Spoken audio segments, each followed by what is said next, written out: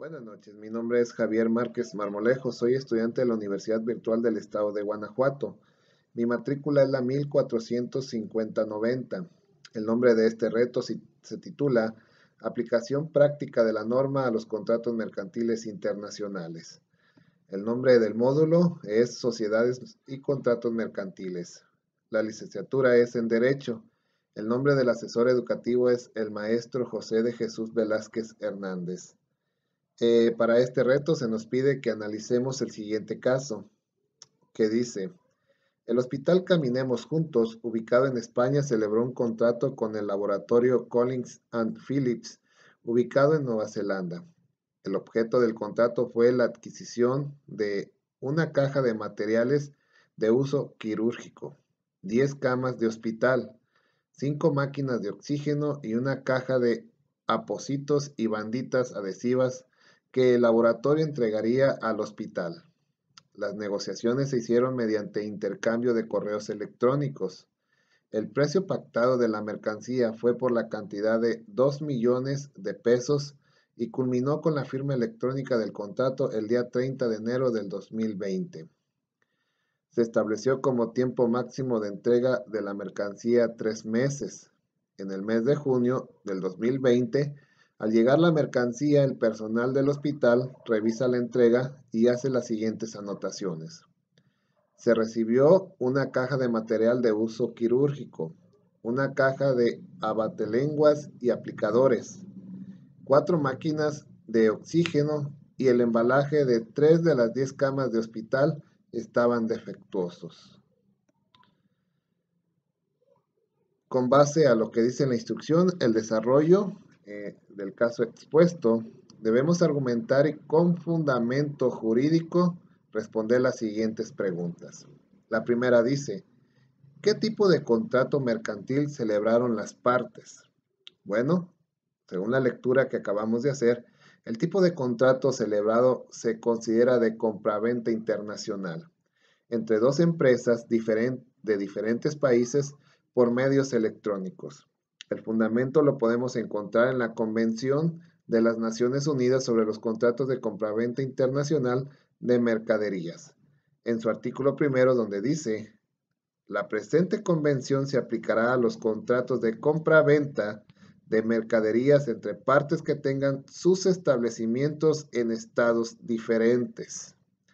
Y es lo que se llevó a cabo en este caso. Dos empresas llevaron o hicieron un intercambio de negocio de diferentes países por medio del contrato de compra-venta. La siguiente pregunta dice, ¿el contrato se pudo considerar de carácter internacional? En primera instancia, como menciona en el artículo primero de esta Convención de las Naciones Unidas, se consideran contratos de compra-venta internacionales cuando dos empresas de nacionalidad diferente efectúen una negociación de alguna mercancía.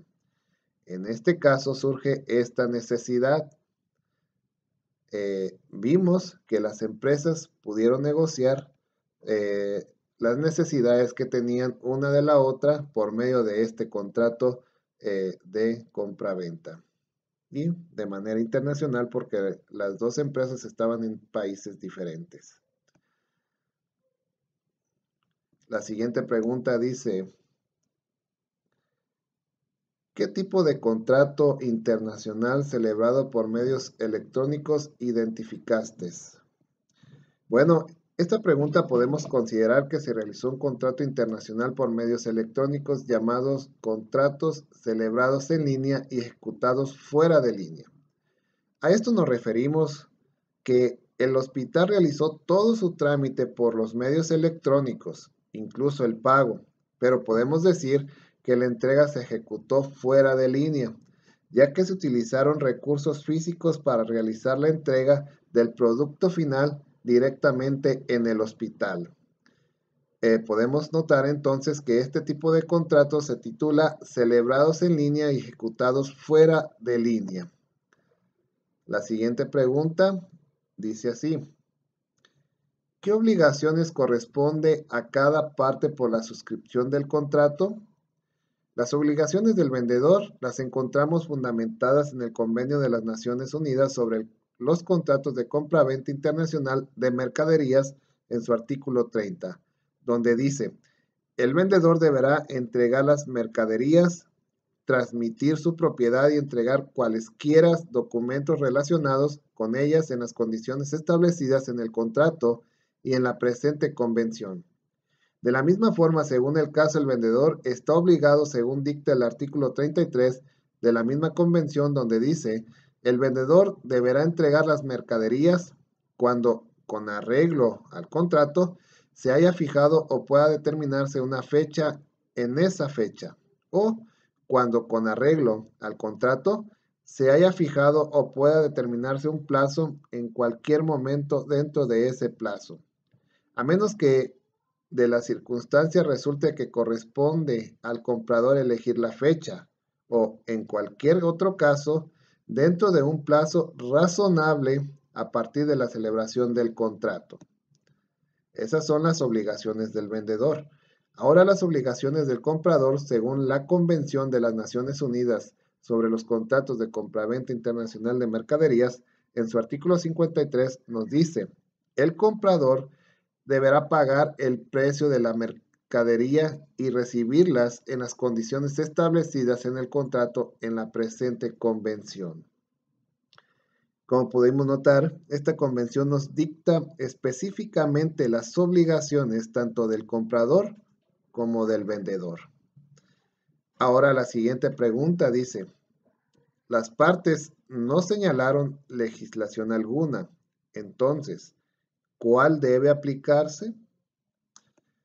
En este caso, tanto el vendedor como el comprador se encuentran en países diferentes. Podemos considerar los tratados o convenios internacionales para regir el contrato. Aquí nos basamos en la Convención de las Naciones Unidas sobre los contratos de compraventa internacional de mercaderías, que legalizan los contratos internacionales, tomando en cuenta que son naciones europeas y posiblemente las dos estén dentro o formen parte de las Naciones Unidas. En el caso de los países donde se encuentren los implicados, si existe una ley que regularice la venta y la compra, se aplicará en este caso. Podemos decirlo, por ejemplo, si España tiene una ley referente a los contratos mercantiles o a las mercancías que entran a este y las regula, pues aquí será en ese caso aplicable la ley en ese país. La siguiente pregunta dice: considerando que la recepción de la mercancía no fue acorde a lo que se celebró en el contrato, ¿qué opciones crees que tenga el hospital frente al contrato? Según lo analizado en el caso, el hospital no recibió lo acordado a la compra, faltó mercancía y alguna de ellas salió defectuosa. Esto incumple lo estipulado en el contrato de compraventa. Menciona la Convención de las Naciones Unidas sobre los contratos de compraventa internacional de mercaderías en su artículo 71. Cualquiera de las partes podrá diferir el cumplimiento de sus obligaciones si, después de la celebración del contrato, resulta manifiesto que la otra parte no cumplirá una parte sustancial de sus obligaciones. De la misma manera, el artículo 72 menciona: si antes de la fecha de su cumplimiento fuere patente que una de las partes incurrirá en incumplimiento esencial del contrato, la otra parte podrá declararlo resuelto o nulo. Por último, dice la pregunta: ¿crees que procede la cancelación del contrato? Argumenta tu respuesta. Sí procede la cancelación por incumplimiento de contrato.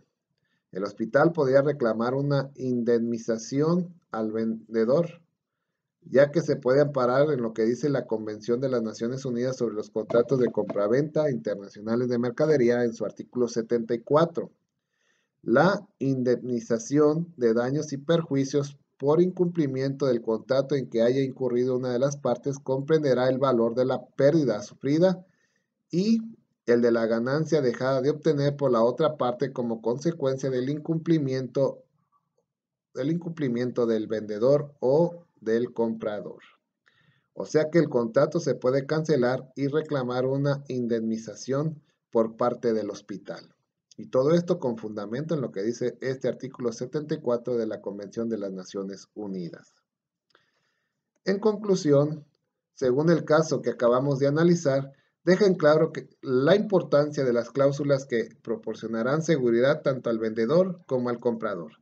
De esto depende que la venta se efectúe de la manera correcta y no surjan problemas para ninguna de las partes.